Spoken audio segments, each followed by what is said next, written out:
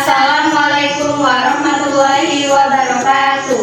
Perkenalkan, kami dari kelompok 3B yang beranggotakan saya Indonesia dan rekan saya Sunyani. saya Claire Dwi Pitaloka. Di sini kami akan menjelaskan materi biokimia 2 tentang ekspresi genetik. Tujuan pembelajaran mahasiswa mampu menguasai fondasi saintifik tentang ekspresi genetik. Sudut proyek 1. Carilah dan pahami materi mengenai ekspresi genetik. 2. Jelaskan materi ekspresi genetik. 3. Videokan pada saat penjelasan materi tersebut. Keempat, edit video yang telah direkam dengan semenarik mungkin. Gen adalah urutan DNA yang memiliki informasi genetik mengkode untuk sintesis protein dan RNA.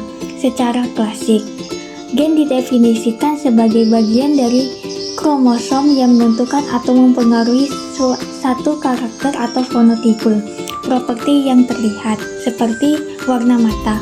Butler dan Tatum menyimpulkan bahwa gen adalah segmen materi genetik yang menentukan atau mengkode satu enzim. Hipotesis satu enzim definisi biokimia modern dari sebuah gen, bahkan lebih tepat, gen adalah semua DNA yang mengkodekan urutan primer dari beberapa produk gen akhir yang dapat berupa polipeptida atau RNA dengan fungsi struktural atau katalitik. Ekspresi gen adalah proses di mana informasi dari gen yang digunakan dalam sintesis produk gen fungsional. Produk-produk ini seringkali protein, tetapi dalam non-protein coding gen seperti gen rRNA atau gen tRNA, produk adalah RNA fungsional.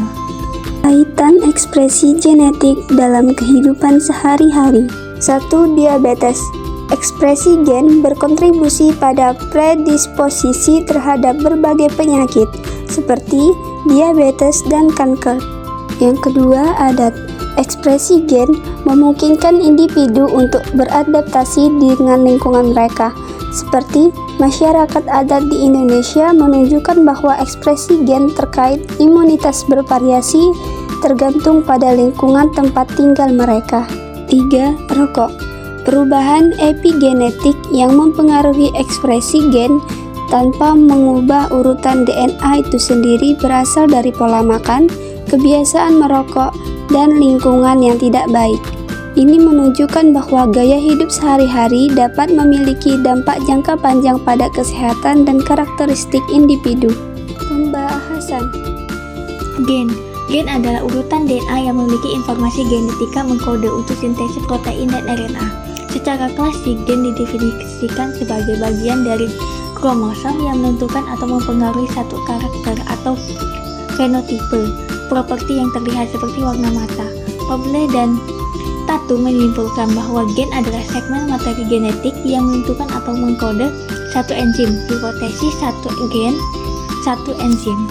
Kromosom. Istilah kromosom digunakan untuk merujuk pada molekul asam nukleat yang merupakan gudang informasi genetik dalam virus, bakteri, sel eukariotik. Kromatin adalah kompleks yang terdiri dari serat yang mengandung protein dan DNA dalam massa yang kira-kira sama, bersama dengan sejumlah kecil RNA. DNA dalam kromatin sangat erat terkait dengan protein yang disebut histon, yang mengemas dan menyusun DNA menjadi unit struktural yang disebut nukleosom. Perubahan struktur kromosom selama siklus sel eukariotik. Kohesin hijau dan kohesin merah adalah protein yang terlibat dalam kohesi dan kondensasi. Arsitektur kompleks kohesin 61 kondensin DNA belum ditetapkan, dan interaksi yang ditunjukkan di sini adalah kiasan, hanya menunjukkan peran mereka dalam kondensasi kromosom. Sintesis protein. Sintesis protein merupakan proses terbentuknya protein yang terdiri dari dua tahap, yaitu tahap transkripsi dan tahap translasi. Tahap transkripsi adalah tahap di mana pada saat pembentukan mRNA di dalam nukleus dari DNA template dengan dibantu oleh enzim polimerase. Tahap translasi adalah tahap di mana mRNA keluar dari inti sel dan bertemu dengan tRNA, lalu dibantu oleh ribosom yang terdiri dari subunit besar dan subunit kecil. 1. Transkripsi. Transkripsi meliputi 3 tahap, yaitu tahap inisiasi, elongasi, dan terminasi. Inisiasi atau permulaan. Proses replikasi dikenal daerah pangkal replikasi. Pada transkripsi ini dikenal promotor, yaitu daerah DNA sebagai tempat melekatnya RNA polimerase untuk memulai transkripsi. Elongasi pemanjangan. Setelah membuka pilihan rantai ganda DNA, RNA polimerase ini kemudian menyusun untaian nukleotida RNA dengan arah 5 aksen ke 3 aksen. Pada elongasi ini, RNA mengalami pertumbuhan memanjang seiring dengan pembentukan pasangan basa nitrogen DNA. Terminasi atau pengakhiran. Penyusunan untaian nukleotida RNA yang telah dimulai dari daerah promotor berakhir di daerah terminator.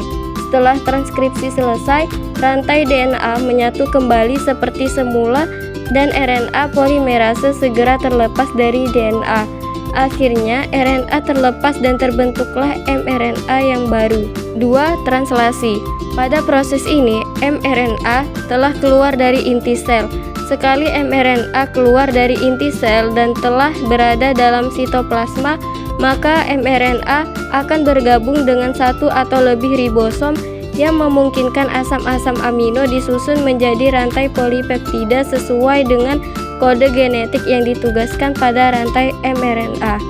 Jadi, proses translasi merupakan proses pemindahan informasi genetik dari RNA ke protein. Translasi meliputi 3 tahap, yaitu inisiasi, elongasi, dan terminasi. Tahap inisiasi atau permulaan. mRNA yang telah keluar dari inti sel nukleus dan sudah berada di sitoplasma akan bersatu dengan subunit kecil ribosom. Ribosom akan menempel pada mRNA yang memiliki kodon AUG. Kodon ini merupakan kodon penanda yang menandai akan dimulainya sintesis protein. Tahap elongasi atau pemanjangan. Tahap setelah kodon AUG ditemukan, tRNA akan membawa asam amino dari sitoplasma yang memiliki kode UAS sebagai terjemahan dari metionin. Setelah metionin diterjemahkan, subunit besar ribosom akan bersatu dengan subunit kecil yang membentuk ribosom yang sempurna. Tahap terminasi atau penghentian sintesis protein. Pada tahap ini terjadi karena terdapat kode-kode yang menandai mRNA untuk menghentikan proses pengangkutan asam amino. Kode-kode itu berbentuk kodon UAA, UAG, atau UGA. Jika salah satu kodon itu ditemukan oleh tRNA, maka secara langsung proses sintesis protein akan terhenti karena tRNA tidak mengikat asam amino kembali. Kesimpulan, gen adalah urutan DNA yang memiliki informasi genetika mengkode untuk sintesis protein dan RNA. Secara klasik, gen didefinisikan sebagai bagian dari kromosom yang menentukan atau mempengaruhi satu karakter atau fenotipe properti yang terlihat, seperti warna mata. Jadi, ekspresi gen adalah proses di mana informasi dari gen yang digunakan dalam sintesis produk gen fungsional.